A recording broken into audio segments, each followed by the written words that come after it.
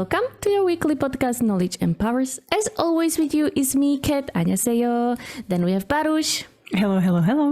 Then we have Kolaj. Dobre ráno, good morning everyone. Ooh, what an energy. I almost wanted to say, what a Monday morning, but it's not Monday.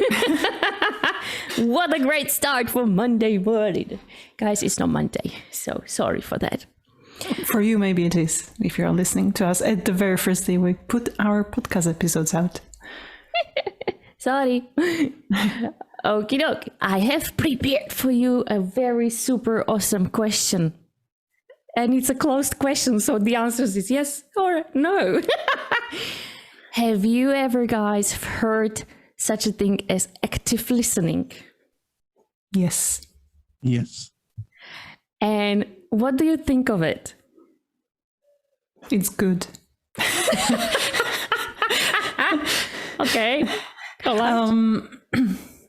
I can elaborate if you want, but depends on you. Elaborate. Go on. Okay, so I think active listening is often misinterpreted or not explained well, or people understand it in a different way than it should be, or that it's meant by active listening. I'm someone who is also guilty here. For the longest time, I thought active listening is like, all right, I must listen to this person and not interrupt them, and when they're done, I can tell what I want. So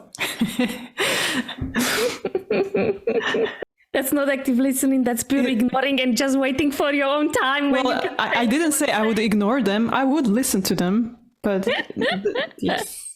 I'm just waiting for you to finish, you know. Okay. Well, but it's listening, right?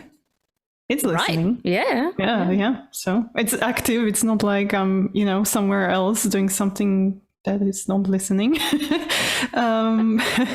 But I know now it goes a little bit deeper, but I'll let Kolaj talk now. You can continue. You're doing just well, So maybe you've heard such a things as being on a meeting that you should like nod or look at the person who is talking, etc., by which you are providing the active listening, etc. But Baruch really made a good hint. It goes deeper. Really depends on what you Google or where you will research. There might be numerous levels of active listening, and I'll take you through 5 levels. So I'm gonna name them and then I will elaborate a little bit more. Level number 1 is ignore.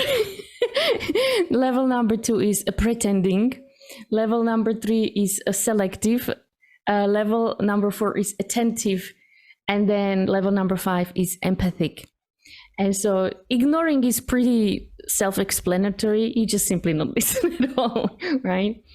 Pretending is you just listen like fragments, and maybe you just remember the last word. Guys are really good at this. Like when women start screaming at their guys, like, you're not listening to me. Oh yeah, just say what I said the last. And guys are really good at it and just repeat the last sentence. Well, you don't really want to listen to someone who is shouting at you, no matter if you're girl or boy. So, but this is like very typical, that's in a couple. Then we have the selective. So it's really, you just listen what interests you. The attentive is really that you listen to respond on what person said. But the empathic one or empathetic one is listening to understand. So you really want to understand what the person is saying, not just answer or provide solution. Or if you search further on internet, you might find even more levels, right? Mm-hmm.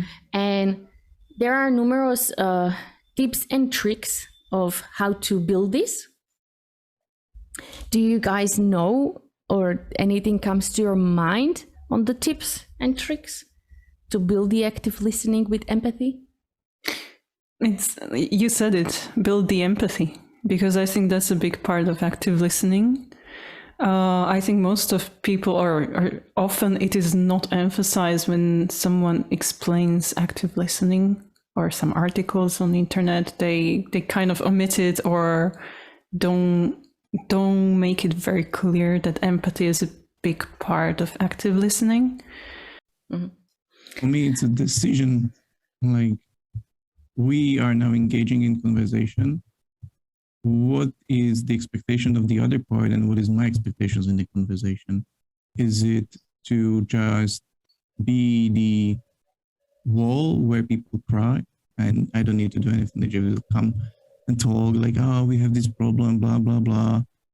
And you are not supposed to do anything with that. So I would probably I wouldn't go even to empathy. I don't want to really feel like sad or sorry. So I would just be there and like, okay, that's it.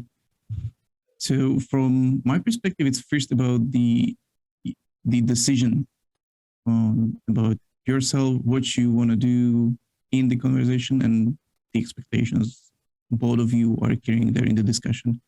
The person who comes to you and you yourself, like how far you want to go when it comes to listening. Do you want to be there and just pretend that you're listening because they just came and they want to shout, as Katka was saying, and scream at you to relieve their stress?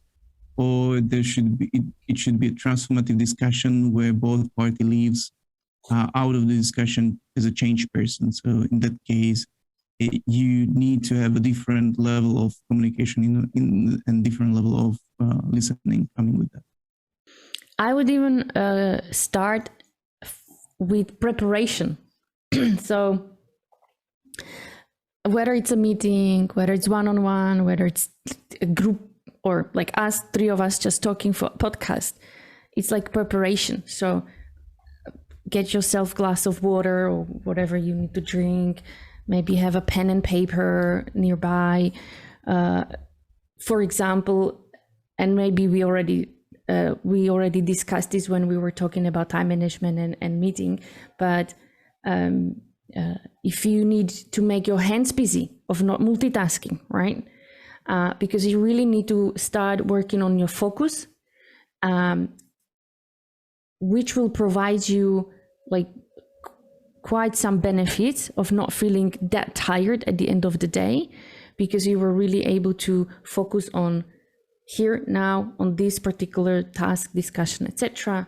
And now you even know what to do, etc. So it starts with the preparation, right? Also, our span of listening is only limited, right? So you can go only as this much. So it really depends on personality, what makes you tired, etc. But let me start first, like with it's tips. I said the tips, but it's like trust, innovation, performance, and sanity tips, right? TIPS. So for trust is what the listening really will bring to us, is like on a trust level is relationship, more emotional safety, collaboration, open communication. Because if we really show the empathy and showing we're listening, we're starting to better understand. That's what we also discussed, the levels of even understanding of what the person is saying, because we are prepared for that. I'm here to actively listen. It brings us on the innovation level, like creativity, agility, adaptability, smart risk taking. Again, because you're really focusing on what the person is saying to really try to understand. So you are more open, better to learn, to grow, etc. On the performance, it's like higher productivity, problem solving, decision making. And I remember in my like previous jobs where specifically my team members were given brand new rules on calls, because the rules change so often. There wasn't even time to mark them on a paper, right? And so you really had to listen on the call to be aware about maybe new law, about maybe new policy, etc. And so if you were not focused on the call, then you made wrong decision makings, or you guided wrongly the people you had to take care of. So it's really important of that. And then on the sanity level, not to go overly crazy, it brings more of like a health environment, wellness, energy, engagement, resilience. And you can really, guys, just test it, maybe just for one day. If you have your days like I'm having a call here, team meeting here, where you will really prepare yourself. I'm only going to focus on this particular meeting. So switch off any other tools for chat, for emails, literally switch it off, even your mobile phone, and be present on the call. Maybe you will have at the beginning troubles to really focus and listen because you might feel agitated and you're just used to something else. Maybe another tip, have some coloring book next to you or doodle with your pen, whatever, just make your hands busy.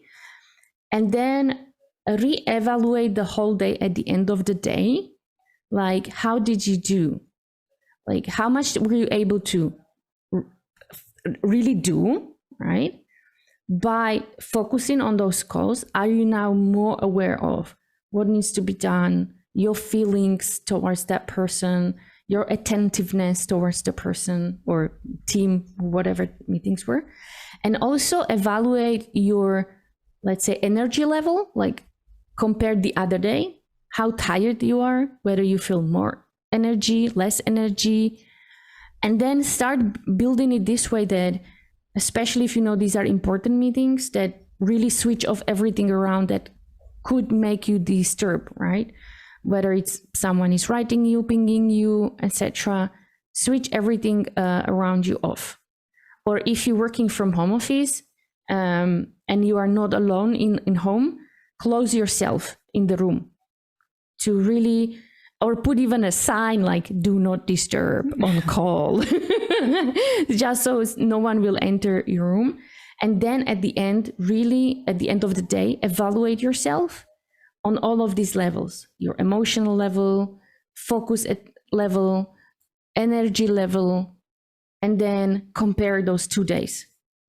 Do you guys know anything else that the trust builds you, or do you even have any other tips and tricks? Anything that works for you?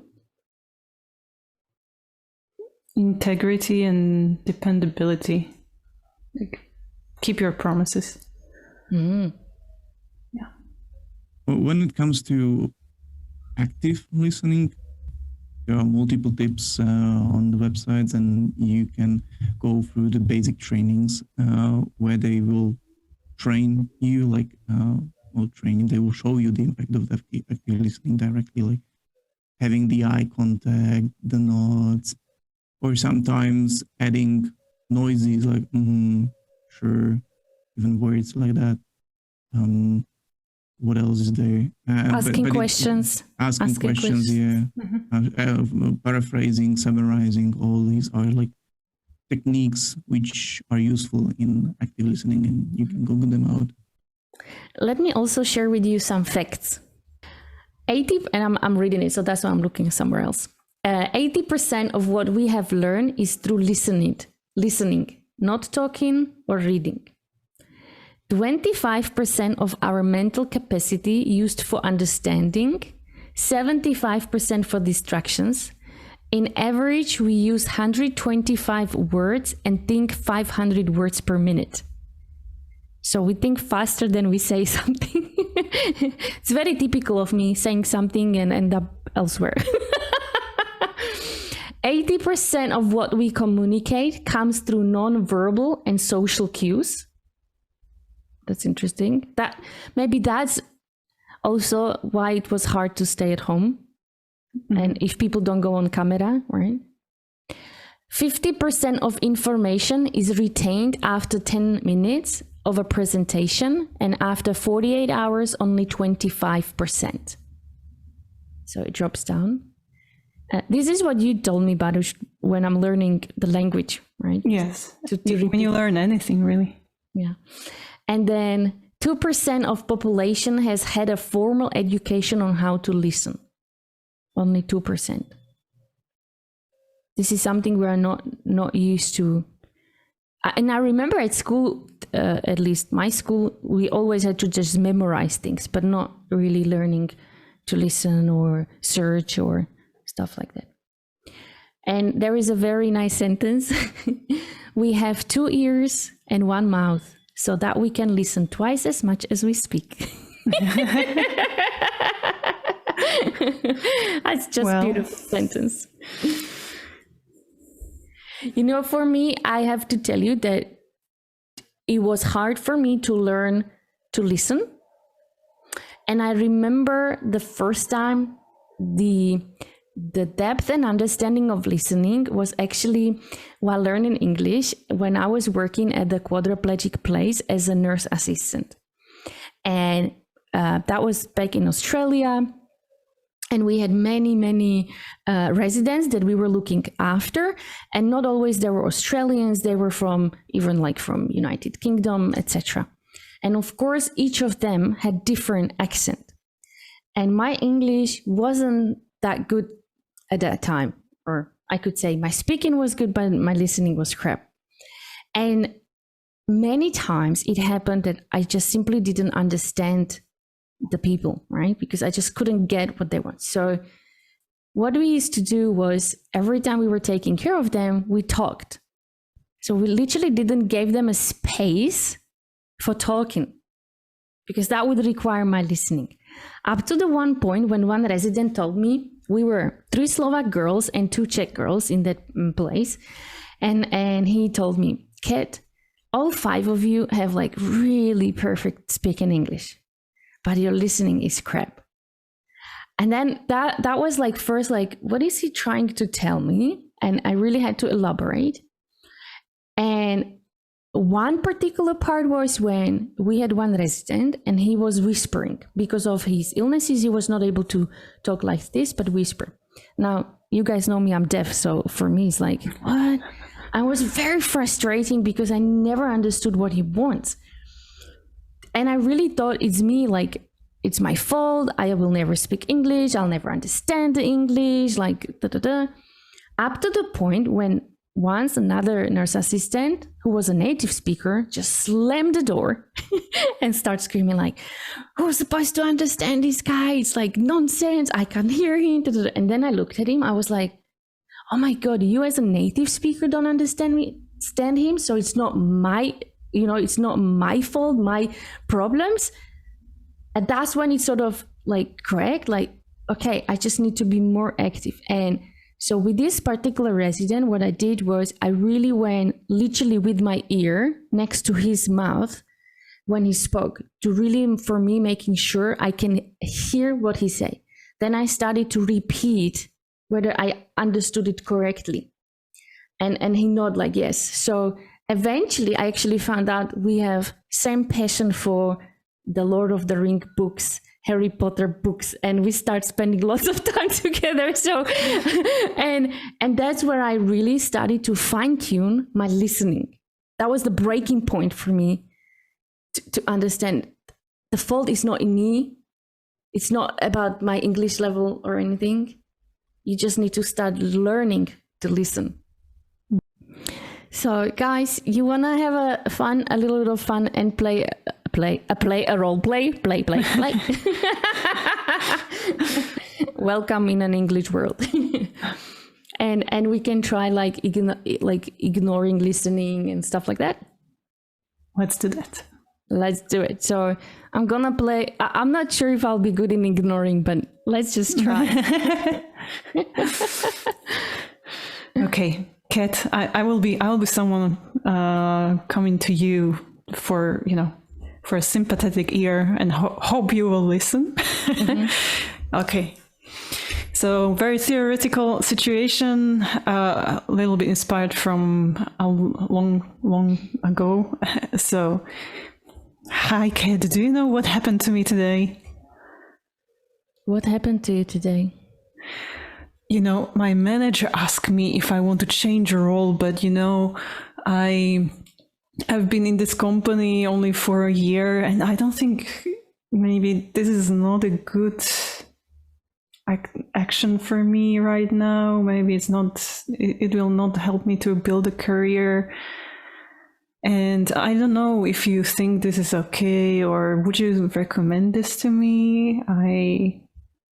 I'm really having a hard time deciding. I never, I've never worked in another company before, so I don't know how it is with promotions. Right? What I'm talking about, right? Sorry, what were you saying? And cut. Well, I expected something extra, like, and can we have this actually like next week? okay, I'm sorry, I don't have time for you right now. exactly, Laila. Like maybe can we postpone this topic? I have something urgent to do. Let me finish this email and. Actually, it reminds me, Baruch, when once we were on a call and Baruch was sitting next to me, and I can't remember, I was doing something else. And then my name was called out on the call, like, Kat, what's your opinion? And I was like, ding, alarm, like, my name. I'm like, I'm sorry, I didn't catch that. The mic was not working. And then so they repeat the question and I answered. And Baruch was looking at me. And then Baruch told me, if I would not physically see like that you really were not doing something totally else, I would just eat it. What you just said, I would eat it. But seeing that you really ignored it, right? That's being a professional. A professional, air quotes. Exactly, air quotes. And there are also those professional questions. Well, I'm not sure. It might be possible. I need to verify political answers. Yeah, political answers. Yeah. Like maybe yes, maybe no. Let's have offline discussion, on that. Yeah, all signs of not actively listening. Yes. Yeah, by the time as people really do have so many calls, they can already read when you are listening and when you are not. So really be careful of that, because those who really do tons of calls and you use some of those sentences, they know you were not listening. Mm-hmm. And then not you're recommended. No. And you're losing the trust of the person. Yes, definitely. Do you want to play another role play?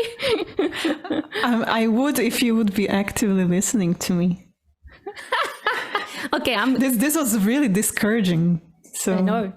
You have my full-on attention. Look, those of us who are watching us, I'm really like making myself attentive to Baruch. All right, let's start anew. Okay. Hi, Kat. Hi. Do you have 5 minutes? I need your suggestion. For you, always. Oh, thank you.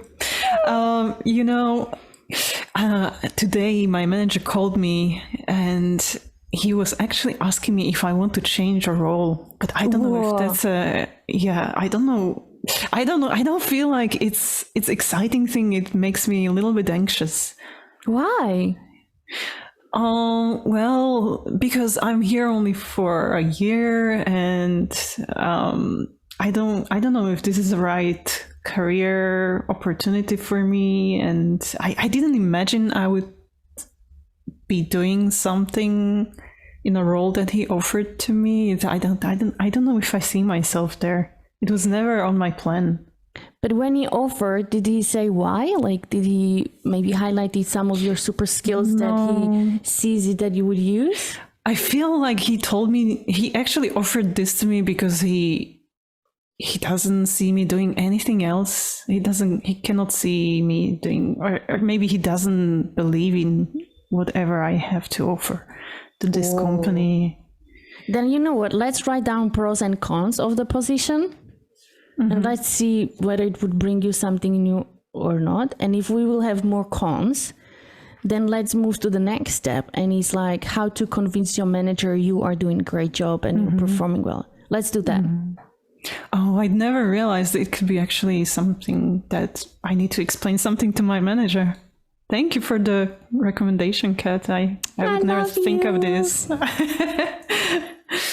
Did you like this active listening?